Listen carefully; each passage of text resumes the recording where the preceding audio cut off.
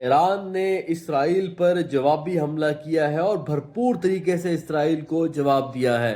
200 کے قریب میزائل داغے ہیں اسرائیلی دارالحکومت تل ابیب میں، اور یہ جو مناظر آپ دیکھ رہے ہیں یہ غزہ کے نہیں ہیں، شام کے نہیں ہیں، فلسطین کے نہیں ہیں، بلکہ اسرائیلی دارالحکومت تل ابیب کے ہیں، جو دھماکوں کی آواز سے گونج اٹھا۔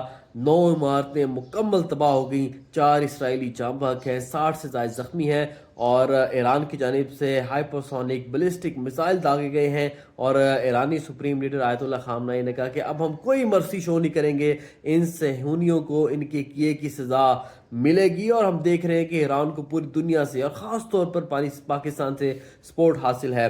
اور جب ایران نے حملہ کیا ہے تو یونائٹڈ نیشنز We کا also wish to ہنگامی express our اجلاس بلایا گیا، appreciation to اور Algeria, ایران نے اس میں Pakistan, خاص طور پر China, and the پاکستان کا Russian بھی Federation. شکریہ ادا کیا ہے، اور پاکستان نے وہاں پر یہ موقف اپنایا کہ ایران کو اپنی دفاع کا حق حاصل ہے، کیونکہ اسرائیل نے سب سے پہلے ایران پر حملہ کیا اور پوری ٹاپ ٹیئر لیڈرشپ ہی، ملٹری لیڈرشپ ہی ان کی اڑا کے رکھ دی۔ تو ایران نے تو جواب دینا تھا، اور ایران نے بھرپور طریقے سے جواب دیا ہے۔ اور اب جس وقت میں آپ سے گفتگو کر رہا ہوں، ہفتے کی اعلی صبح تو چوتھی سیریز میزائل کی تل ابیب کو ہٹ کر رہی ہے، اور اسرائیل کا اب یہ کہنا ہے پوری دنیا سے کہ جی دیکھیں ایران اب جو سویلینز پاپولیشن ہے اس کو ٹارگٹ کر رہا ہے۔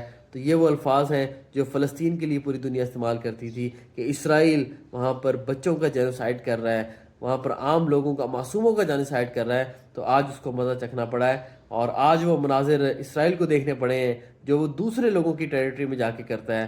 تو ایران کے ساتھ پاکستان کھڑا ہے، پاکستان کھڑا رہے گا۔ ایران نے بھرپور جواب دیا ہے، اور مزید ایکسپیکٹڈ بھی ہے اب ایران کے اوپر اسرائیل بھی ریٹیلیٹ کرے گا، اسرائیل اس کا جواب دے گا، تو خطے میں بدامنی بڑھے گی۔ لیکن میرے خیال میں دونوں سائڈ سے اب ایک معاملے کو کول ڈاؤن کرانے کی کوشش کی جائے گی۔ اقوام متحدہ کا اجلاس بھی جاری ہے، کیونکہ آگے اگر مزید معاملہ بڑھتا ہے تو نیوکلیر ویپنز یوز ہو سکتے ہیں۔ اسرائیل کے پاس ہے، ڈکلیئرڈ نہیں ہے لیکن ہے۔ اب اگر اسرائیل کو بھاگنے کی جگہ نہ ملی تو پھر آخر میں وہی کرے گا، لیکن اس سے پورا خطہ تباہ ہو جائے گا۔ تو ایران بھرپور طریقے سے جواب دیا ہے، مزید جواب دے رہا ہے، اس متعلق آپ کو رپورٹ کرتے رہیں گے۔